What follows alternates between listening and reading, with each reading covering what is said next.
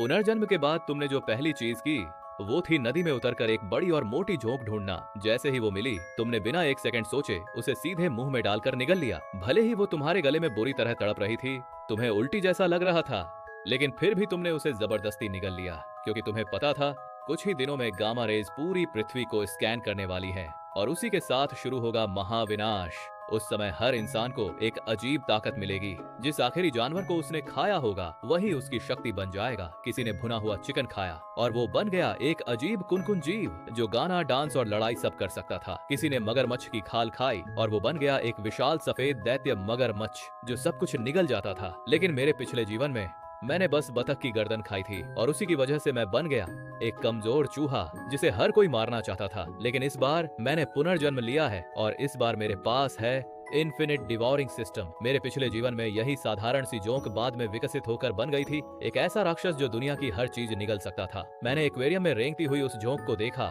पेट में फिर से उथल पुथल होने लगी, लेकिन फिर खुद से कहा अगर निगलने से ताकत मिलती है तो फिर सोचने का क्या फायदा।